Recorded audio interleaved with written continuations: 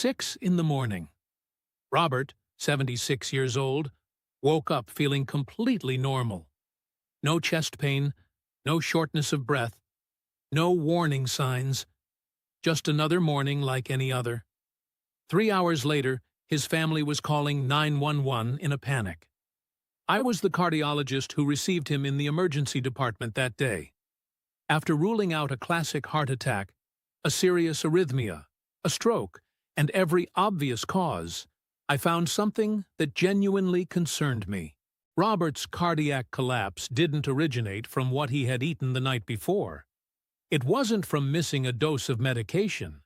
It wasn't some mysterious illness. It started with a mistake that lasted less than 30 seconds. A very common gesture. A habit that millions of Americans over 60 repeat every single morning. Without realizing, they're placing their heart in serious danger. With more than 15 years in cardiology, I've watched this same pattern show up time and again in patient charts. And what makes it particularly unsettling is that it happens to people who still believe they're in good health. I'm Dr. Marcus Bennett. Throughout my career, I haven't just read electrocardiograms, I've witnessed firsthand the consequences of sudden blood pressure shifts, of abrupt drops in circulation that occur at the precise moment a patient rises from bed. Today, I want to talk to you about the morning danger zone and the 30-second mistake that can trigger a serious cardiovascular event. Because the most powerful prevention isn't always found in a prescription. More often than not, it lives in the way you begin your day. Millions of Americans over 60, and perhaps you as well, wake up every morning and walk straight into what we in cardiology call the morning danger zone, without the faintest idea. This isn't an overstatement. The data is consistent. Multiple studies show that the risk of heart attack, stroke, or cardiac arrest is significantly elevated in the first hours after waking. It can run nearly 40% higher compared to other times of day. Data from major cardiovascular organizations confirms this reality. Sunrise isn't simply the start of a new day. For the cardiovascular system, it is the most vulnerable moment. Why does this happen? What turns the early morning hours into a physiological minefield? The answer lies in a perfect storm that's triggered the instant you open your eyes. First, your biological clock activates the body. Cortisol, the hormone that helps you wake up, rises sharply. Cortisol isn't inherently harmful. You need it to get going. But it also sends a clear signal to the heart and blood vessels. Increase heart rate, raise blood pressure, prepare for activity. The vessels contract slightly, pressure in the circulatory system climbs. Second, the nervous system shifts from rest mode to fight or flight. Through the night, the parasympathetic system keeps you relaxed. In the morning, the sympathetic system takes over abruptly. Adrenaline is released. The heart beats faster, blood pressure rises, and the oxygen demand of the cardiac muscle increases. Right at the moment, the body is barely coming back online. And third, a factor that doesn't get nearly enough attention but is extremely important. Morning dehydration. After 7 or 8 hours without drinking water, your body wakes up in a state of mild physiological dehydration. This makes the blood thicker. Think of the difference between water and honey. When viscosity increases, the heart has to work harder to pump blood throughout the body. At the same time, thicker blood encourages clot formation. So every morning, your heart faces 3 simultaneous pressures: elevated hormones, sympathetic activation, and more concentrated blood. In a younger person with elastic arteries, the system adapts with relative ease. But in a heart that has been working for 6 or 7 decades, with stiffer vessels and perhaps already some atherosclerotic plaque, that sudden surge can become the straw that breaks the camel's back. And it's precisely in that fragile moment that millions of people perform a seemingly harmless habit that can push the cardiovascular system past its limit. A mistake that lasts less than half a minute. Today, we're going to unmask that mistake. And more importantly, we're going to correct it, so that morning stops being a danger zone and becomes a safe beginning for your heart. If you've passed 60, or you love someone who has, stay with me. Because what I'm about to say can literally save a life. The mistake isn't in your morning cup of coffee, or in eating too little or too much. It hides inside a habit that tends to be celebrated as healthy, invigorating, even immune-boosting. I'm talking about showering with cold, or even ice-cold, water immediately after waking up. In younger people with elastic arteries and a flexible cardiovascular system, the body can tolerate that shock. But in a heart that has been working for 6 or 7 decades, the story is different. I think of a patient, a 68-year-old man I'll call Thomas. He walked daily. His labs were almost perfect. His morning ritual was 2 minutes under ice-cold water to wake himself up instantly. One morning, when the cold water hit his chest, he felt his heart beat in a disordered way. His head began to spin, and he collapsed. It wasn't a typical heart attack. It was a ventricular arrhythmia, an electrical storm in the heart that led to a cardiac arrest. Fortunately, his wife reacted in time. At the hospital, we found no significant coronary blockages. The primary trigger was the thermal shock. What happens in the body when cold water suddenly falls on it? A massive peripheral vasoconstriction occurs. Thousands of small blood vessels in the skin and extremities contract simultaneously to preserve heat. Imagine closing thousands of valves in a pipe system all at once. What happens to the pressure in the main pipe? It spikes in seconds.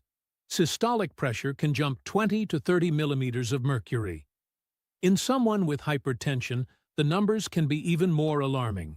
In arteries hardened by decades of use, that sudden increase is like inflating an old, dry balloon too fast. The risk of rupture is real. In the body, that can mean an atherosclerotic plaque in a coronary artery rupturing and triggering a heart attack, or a cerebral vessel failing to withstand the pressure and setting off a stroke. But the danger doesn't end there. When vascular resistance surges suddenly, the heart is forced to beat harder and faster to overcome it. Oxygen demand rises immediately. If underlying coronary disease is present, even without prior symptoms, the supply may not be sufficient. Oxygen deprivation destabilizes the heart's electrical system, and that is when the most dangerous arrhythmias emerge. The most feared is ventricular fibrillation, a state in which the heart stops contracting in a coordinated way, trembling chaotically, pumping no blood to the brain or organs. That is cardiac arrest. Without an electrical shock delivered within minutes, the outcome can be fatal. The cold morning shock, especially in an aging, vulnerable heart, can be the final push that drives a cardiovascular system already under maximum physiological stress past its limit. I'm not saying cold water is the enemy. I'm saying the timing and the person are everything. A habit that seems innocent, even one promoted as healthy, can become the spark in a chain of serious events. And our job, yours and mine, is to recognize it before it's too late. This isn't textbook hypothesis. It's what we see in emergency departments. Mornings that looked completely ordinary, ending with ambulance sirens. And the cold shower rarely acts alone. It almost always has a silent accomplice. A factor that sets the stage for disaster, so common that 99% of people don't even consider it. Morning dehydration. After 6 to 8 hours of sleep, you haven't had a single sip of water, yet the body has been continuously losing fluids through breathing, perspiration, and metabolism. You wake up with a mild physiological dehydration, enough to produce a meaningful change. The blood thickens. Let's revisit that familiar image. The heart is a pump. When blood flows freely, it moves like water. When it thickens, it behaves more like honey. And pumping honey demands more effort. What does this mean in practice? From the very first minutes of the day, your heart is already working harder just to maintain basic circulation. Oxygen demand increases, pressure in the vascular system rises, and all of this is happening before you've stepped into the shower. But there's an even deeper risk. When blood is more concentrated, the blood cells, especially platelets, are closer together. They're more likely to collide, adhere to one another, and form a clot. Without realizing it, you've created an environment favorable to thrombosis. Now put the pieces together. You wake up in the morning danger zone. Cortisol elevated, sympathetic system activated, blood pressure and heart rate climbing. Your blood is already thicker from dehydration. And then you step under a cold shower. The sudden vasoconstriction sends blood pressure spiking. That pressure wave can crack a small atherosclerotic plaque in a coronary artery. In thinner blood, the body might handle it in a more controlled way. But in blood that is dense and sticky, platelets cluster immediately to repair the damage. A clot forms, grows, and can completely obstruct the artery. That is an acute myocardial infarction. The catastrophe doesn't arise from a single factor. It's the result of a physiological chain of dominoes. And the first tile to fall is sometimes simply forgetting to drink water. The first action of the day shouldn't be turning on the coffee maker. It shouldn't be checking your phone. It should be replenishing what your body has lost. A glass of water at room temperature, simple, humble, can begin to dilute the blood, reduce its viscosity, and ease the heart's workload. One small habit can calm the cardiovascular system before it faces the morning's challenges. Skipping this step is like sending your heart into battle without armor. And at 60, 70, or 80, we no longer have a margin for mistakes that merely seem harmless. You've avoided cold water. You've had a glass of water. Good. But the morning still holds another trap. Silent, habitual, responsible for countless falls, panic episodes, and even serious cardiac events. The gravity trap, rising abruptly from bed. For a younger person, it's a simple movement. But in adults over 65, it can trigger a phenomenon we call orthostatic hypotension. When you're lying down, blood is distributed relatively evenly. But the instant you stand up suddenly, gravity pulls blood into the legs and abdomen. In just seconds, close to a liter of blood can shift away from the central circulation. Less blood returns to the heart. Less blood is pumped to the brain. In a young person, pressure sensors in the arteries detect this change almost instantly. The brain sends an urgent signal for the heart to beat faster and for vessels to constrict, and pressure is restored. You don't even notice it happened. But as the years pass, that refined system slows down. The receptors lose sensitivity.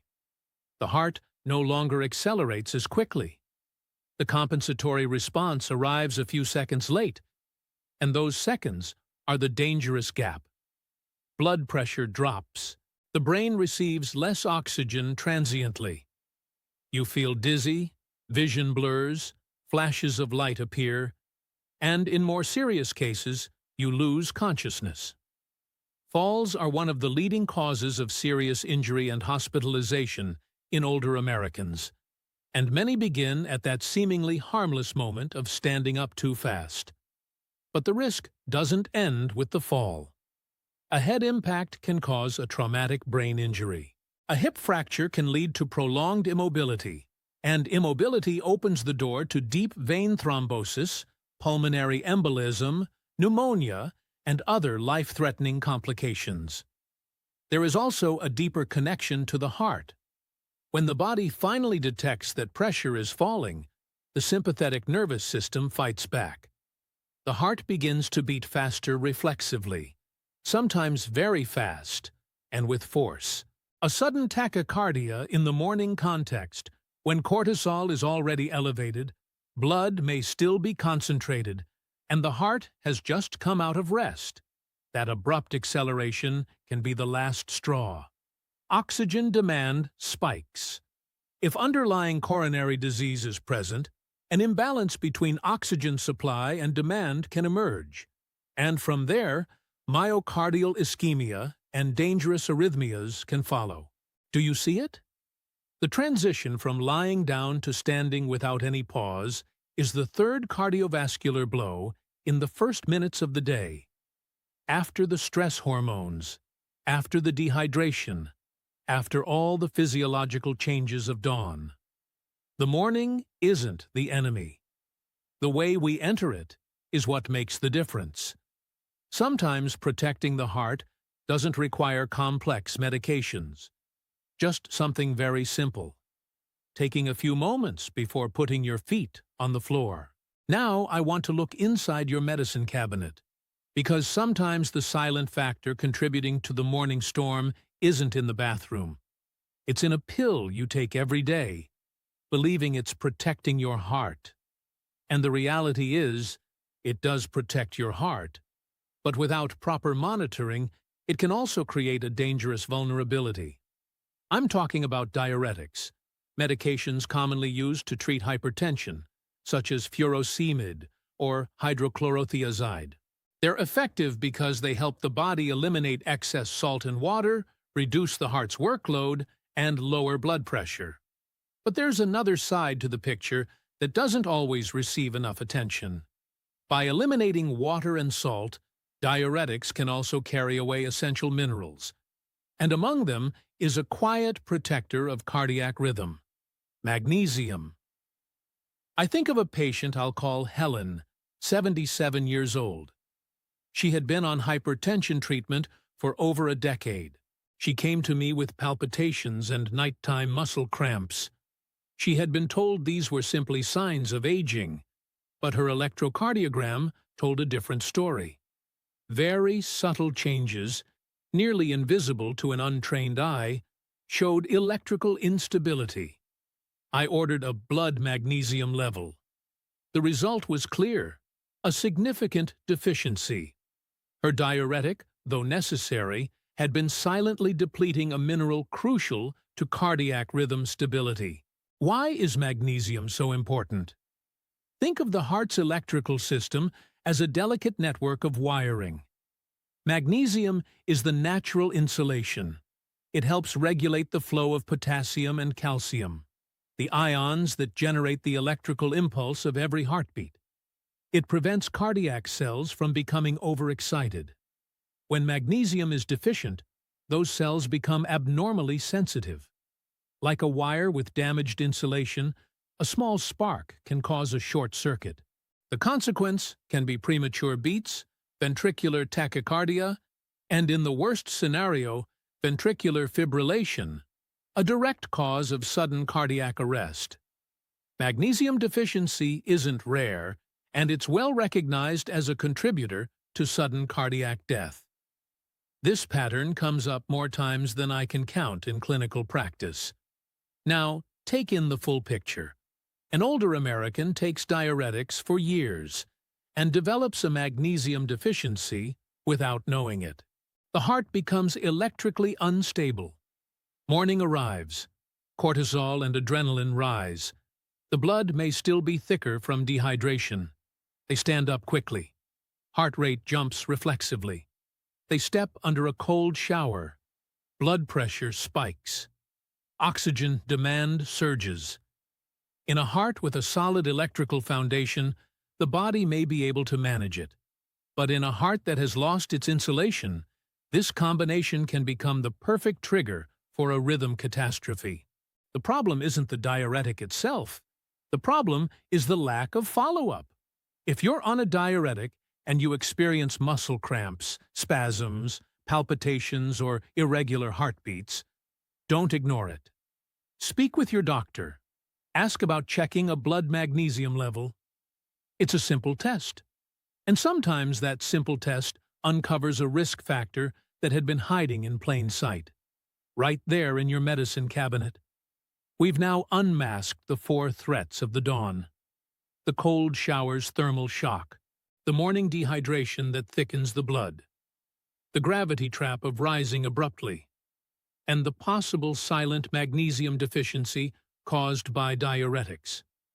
Each factor on its own is already concerning.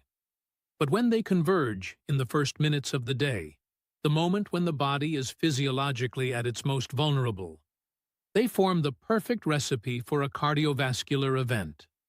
The good news: you don't need expensive equipment. You don't need new medications. You don't need extreme measures. You just need 5 minutes. The key to crossing through the morning danger zone isn't courage, it's respect. Respect for the transition your body needs as it moves from rest to activity. That's why I want to share a simple framework with you: the 5-minute morning ritual. 5 steps, 1 minute each. Practice it consistently, and it can completely transform the way your heart begins the day. Minute 1. Conscious waking. When the alarm goes off, don't jump up. Stay lying down. The urge to spring out of bed is exactly what you need to learn to resist. Instead, take 5 slow, deep breaths. Inhale through the nose for a count of 4. Exhale through the mouth for a count of 6. Simple, but powerful. You're calming the sympathetic system, dialing down the fight-or-flight response, and sending your heart the message that there is no emergency. Minute 2. Strategic hydration. The night before, leave a glass of room-temperature water on your nightstand. Now, sit up slowly, place your feet on the floor, and drink the full glass. Not cold, not hot. Room-temperature water begins to dilute the blood, lower its viscosity, and ease the cardiac workload. This is probably the most important step. You're actively eliminating a risk factor. Minute 3. Adapting to gravity. Don't stand up yet. Sit on the edge of the bed. Give the cardiovascular system a few seconds to adjust. Meanwhile, gently rotate your ankles in circles. Flex and extend your calves. You're activating the muscular pump in your legs, helping blood return to the heart, and preventing orthostatic hypotension. Minute 4. Gentle muscular awakening. Still seated, slowly roll your neck. Lift your shoulders and let them drop. Stretch your arms above your head. Lean forward slightly. These small movements improve circulation, deliver oxygen to the muscles, and prepare the cardiovascular system for gradual activity. No jolts, no shock. Minute 5. Standing with control. Now, stand up. Slowly. Once on your feet, don't walk immediately. Wait a few seconds. Listen to your body. If there's no dizziness, take slow, deliberate steps toward the bathroom or kitchen. You have just completed a safe physiological transition. You didn't just get out of bed. You guided your heart into the new day. The great changes in medicine often begin with very small actions, and these 5 minutes, practiced every morning, can make the difference between a chaotic start and a safe one. Your heart has worked for you for decades. It's worth giving it 5 minutes of respect. Safe shower protocol. You've completed the 5-minute ritual. Excellent. Now let's talk about the shower. Does this mean giving up that refreshing feeling under the water? Not at all. But from here on, you'll shower with intelligence.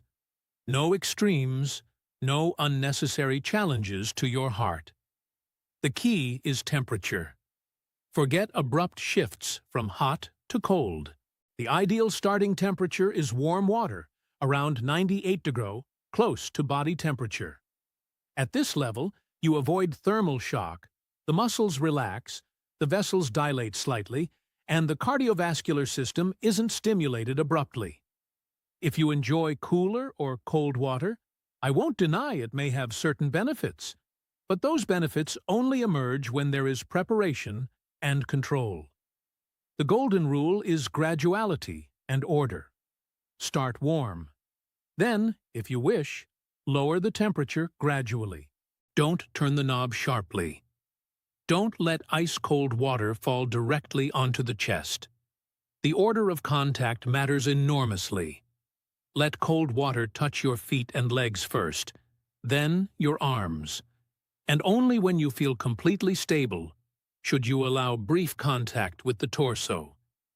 The chest, where the heart lies just beneath, should always be the last area to receive cold water, never the first.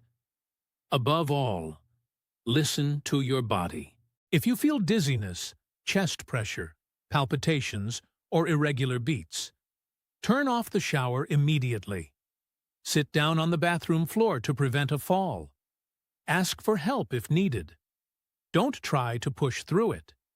Misplaced courage can carry a very high price. For people with diagnosed cardiovascular disease, my clinical position is clear.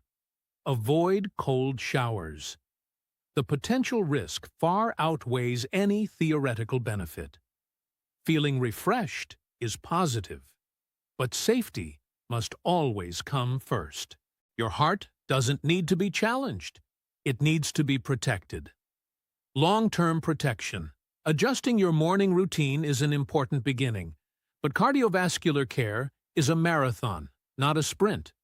What you do every day is what truly makes the difference. If you're over 60, have hypertension and take diuretics. Have a proactive conversation with your doctor about magnesium. Don't assume. Don't wait for obvious symptoms. Ask directly, should I have my magnesium level checked? A simple blood test can detect a silent deficiency. If supplementation is indicated, do it under medical supervision. The heart is not a place for self-experimentation. Second, monitor your blood pressure consciously. Know your numbers. For most Americans between 65 and 79, the goal is generally below 130 hydrate 80 mg/mg, depending on the individual case. Measure your pressure at home regularly, not only at office visits. Consistency builds safety. And finally, don't fear morning exercise. Do it correctly. After completing the 5-minute ritual, when the body is hydrated and the transition has been smooth, exercise becomes a powerful ally for the heart. The evidence has been consistent on this. Physical activity in the morning, especially between 8 and 11 a.m., is associated with lower risk of heart disease and stroke. Brisk walking, gentle yoga, a stationary bike. Movement is life, but intelligent movement is long-term protection for your heart. Caring for the heart isn't about heroic acts. It's about applied intelligence. Habits repeated every day. The aging body is like a finely tuned instrument that needs gentle adjustments, not sudden shocks. The passage from sleep to waking is fragile. Don't underestimate it. Don't wait for an event to change. Prevention is the deepest act of love you can offer yourself and the people who love you. Now I'd like to hear from you. What's the first thing you do when you wake up? Is there something in what we've covered today that made you stop and think? No judgment, just shared learning. And if this information has been useful to you, pass it along. Send it to your parents, your grandparents, or anyone you love who is over 60. One click today could prevent a tragedy tomorrow. Thank you for watching. Take care of your heart.